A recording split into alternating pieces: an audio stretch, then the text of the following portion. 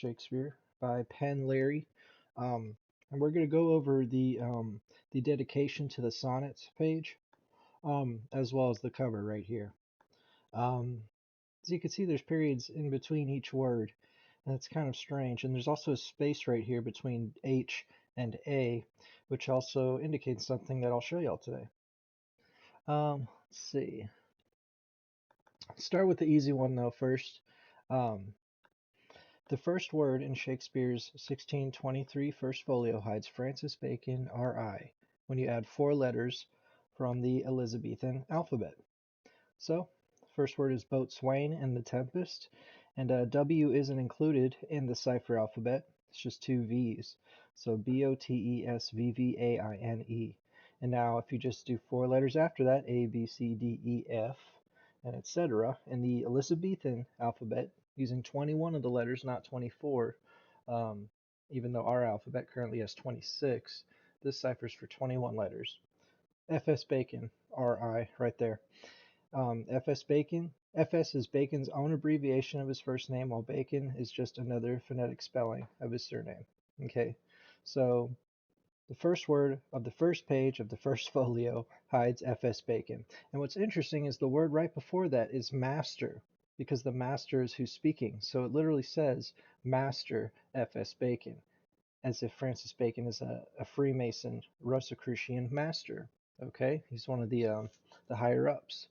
And also the term RI is plural in the sense that Francis Bacon or Shakespeare and Francis Bacon RI, because there's two distinct authors. Okay, and then we'll go to this one really quick, and then we'll go back to the sonnets. Okay, this is the current gravestone at Stratford. It was actually a replacement from an older one that has another code, but this still hides a code as well. So you can see, good friend, for Jesus' sake, forbear to dig the dust enclosed here. Blessed be the man who spares these stones, and cursed be he that moves my bones. Anyway, it's a terrible poem, but it hides a code. So you see the only capitalized letters are G in good, I or J in Jesus, and B in bless. Okay, so good Jesus bless. So we can say good Jesus to bless may have a code here. You see, it's the only letters that are capitalized. So we're going to add two to make it a complete sentence. So good Jesus to bless. And of course, we use the cipher, just adding four letters to these. FS Bacon backwards. As you can see right here. Cool, huh? The first word was boatswain, so here it is again, BOTS, kind of the same thing for FSB in this cipher. So there you go, another cool code hidden right in plain sight in front of us. Okay, now let's go on to this. This is a little more complicated, y'all, so I'll do my best because it goes up and down and it skips the letters and all that kind of stuff. So you can see right here, it says 1609. Well, this is what we're looking at. Shakespeare sonnets, never before imprinted, all this kind of stuff right here. And then the title page right after, to the only begetter, etc. So 1609 could be numerical. So 1 is A, 6 is F, 0, 0, and 9 is I. So then he took the last letters of each capitalized word. Okay? Right here. So S in Shakespeare, S in sonnets, R in never, skip before because it's not capitalized, the D in I, the T in A, etc. So the last letters of each capitalized word. And what did he get? That's the cipher right here. Now we just do the for method, where we take away four letters, or add four letters. It says right here, Cyphers. It says beacon, and then it literally says bacon. Okay? That's just the beginning, y'all. So just taking the last letters of the capitalized words, we get ciphers and bacon twice. Okay? There you can see it as well. OONY. Piercy is a tribute to another guy who was into ciphers. We'll get into that. But yeah, those are the letters. It refers to John Napier, who found an indispensable use for decimals while perfecting mathematical theory of logarithms. So of course we're using the decimals in these pages to find codes. Okay, so y'all sticking with me so far? That's nice. Okay, now that's space. See, space right here. Every other word is right next to each other. There's a space right here. The space between the letter H, it's the only clear space in any between any adjoining words or letters in the entire dedication.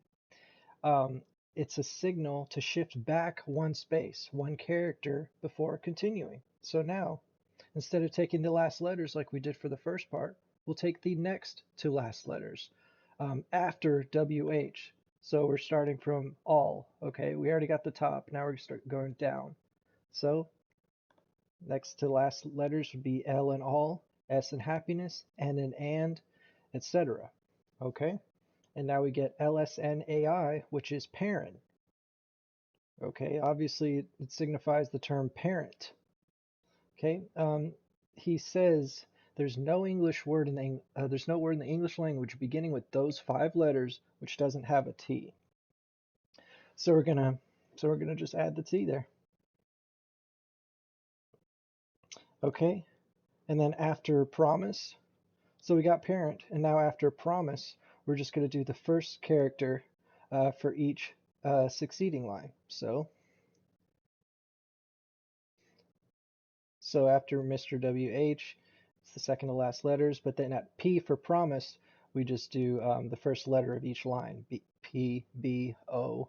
We skip the W because there is no W in this cipher, so P, B, O, T, A, S, F. So parent, FS, beak. All right, so that's kind of part of the code. So this is what we have so far. Piercy, uh, Napier for John Napier, Cypher, Bacon, Bacon, Parent, FS for Francis, and Beak. Okay? Because the sonnets are his progeny. He is the begetter of the Shakespeare sonnets. And then we have 17 more letters to go, y'all. Glad y'all are hanging in there with me there. Okay. Okay, after using the F in fourth, which stands alone the last line, right here, fourth. Then we select the third letter from the last of each line. So the third from the last. We're going up now. So we went down on the left. Now we're going up on the right. So the third from the last. R, I. There's no word here that has 3 letters, so we skip it. Then I, then E, then O. There's no 3 letters, so we skip it. Then S, then T, then S, and E. As y'all can see. And then you get this cipher. INN, ISA, BAI. Okay? It's just from getting the third to last letters going up. All right, let's continue.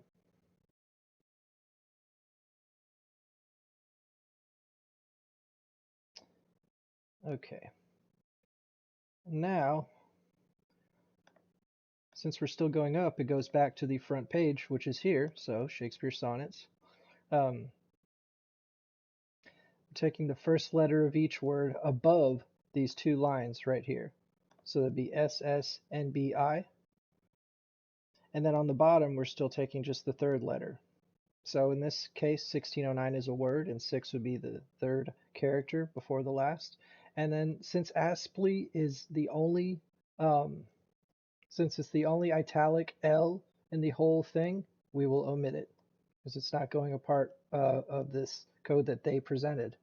So it'd be 6AD, so FAD, then IBNSS, IBNSS. You see? Because 6 is F in this cipher. And so it says KEHNFRAA.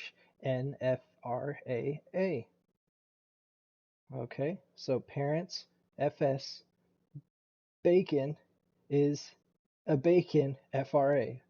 FRA is one of his titles. Okay, that's another name for Francis. All right, y'all.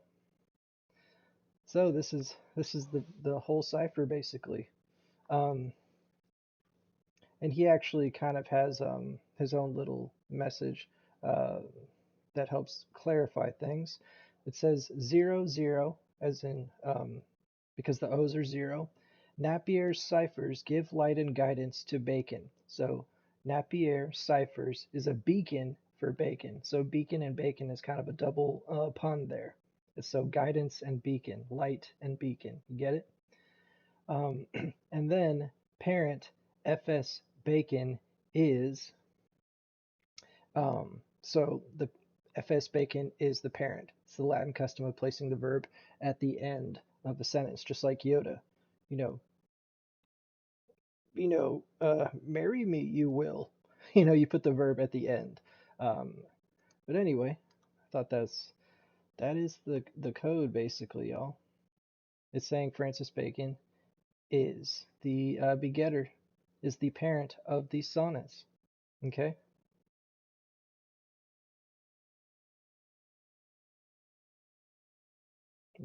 Okay, this is the whole code. No, that's just the second part of the code. But yeah, we already went into that. So y'all, that's why there's all these weird letters and characters in these old-timey 1600 books. It's not because they were weird. It's because they're hiding ciphers. And it's not because it was the custom of the day to put periods between the words that you're writing. It wasn't. We just take it for granted, like, oh, that they did that back then. No, they didn't. And the people who read it back then probably were wondering what the heck was going on too. Well, because of this book by Penn Leary, the second cryptographic Shakespeare, we now know. Okay. Um, Thanks for hanging in there. I hope you can pause the video so you can actually read some of these rules because I obviously skipped over some parts for time's sake. But yeah, now we know what's kind of going on. And this is just another, thing because Alfred Dodd already showed us some stuff in the Secret History of Francis Bacon, and of course Shakespeare, creator of Freemasonry and all those books, and of course the Great Cryptogram by Ignatius Donnelly in my previous videos. It's just there's a whole bunch of stuff, y'all, and we're finally catching up, and it's nice to have a hobby, and truth is a never-ending one. Later.